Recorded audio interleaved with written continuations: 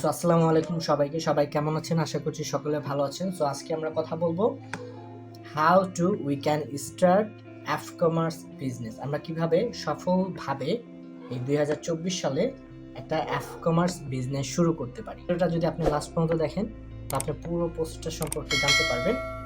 So first of all আমাদের যেটা করতে হবে, pick a right niche or category. So আমার যে কোনো একটা ক্যাটাগরি প্রোডাক্ট বা সার্ভিস আমাকে বেছে নিতে হবে। সো আমি আজকে কথা বলবো প্রোডাক্ট নিয়ে। সাপোজ আমার একটা প্রোডাক্ট আছে, সেটা হলো T shirt.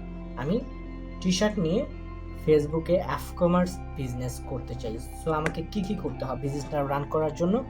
First of all আমাকে একটা সুন্দর একটা নেম সিলেক্ট করতে হবে। তারপর আমি যাব ফেসবুকে। আমি এটা সরাসরি ফেসবুকে যে দেখাচ্ছি কিভাবে একটা প্রফেশনাল বিজনেস পেজ ক্রিয়েট করতে হয়। সো আমি চলে গেলাম আমার ব্রাউজারে। সো ফেসবুকে গেলাম,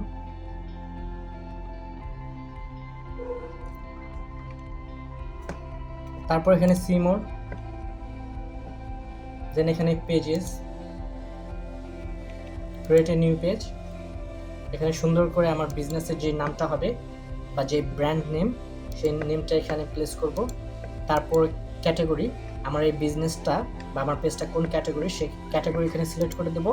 তারপর একটা বায়ো, ইটস অপশনাল, বাট এটা এসইও বা ফেসবুক, আপনার পেজটা ফেসবুক সার্চ ইঞ্জিনে শো করাইতে এই বায়োটা খুব ইম্পর্টেন্ট। আপনি অবশ্যই আপনার অপটিমাইজ করার জন্য আপনার বায়োর ভিতরে এমনভাবে বায়োটা লিখবেন সেখানে যেখানে আপনার পেজ নেমটা বা ব্র্যান্ড নেমটা যেন অন্তর্ভুক্ত থাকে, এবং মানুষকে যখন এটা সার্চ বারে, ফেসবুক সার্চ বারে সার্চ করবে, তখন সেটা মানুষের সামনে চলে আসে।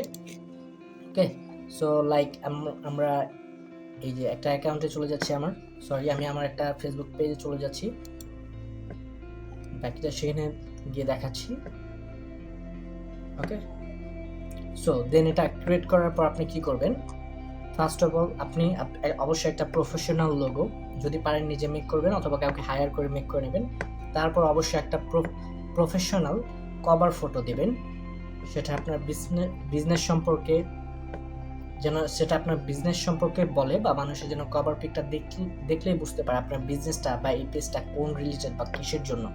ওকে, এই যে এই বায়োটা এখানে দিয়ে দেবেন। অবশ্যই বায়োর ভিতরে কি এই পিটস লাইফ, এই দেখেন আমি শুরুতেই দিয়ে দিয়েছি এখানে এই যে পিটস লাইফ। ওকে, সো এটা আমার কি করবে, এসইও হিসাবে কাজ করবে এবং ফেসবুকে আমার ভিডিওটা র্যাঙ্কিং করতে খুবই সাহায্য করবে। এখানে এই যে page category animals and pets. Okay, তারপরে আপনি কি করবেন? সো এটা তো একটা পেজ ক্রিয়েট করা হয়ে গেল। তারপর আপনি কি করবেন? সো তারপর আপনাকে যেটা করতে হবে, আপনি প্রতিনিয়ত কন্টেন্ট পাবলিশ করবেন। কীরকম কন্টেন্ট?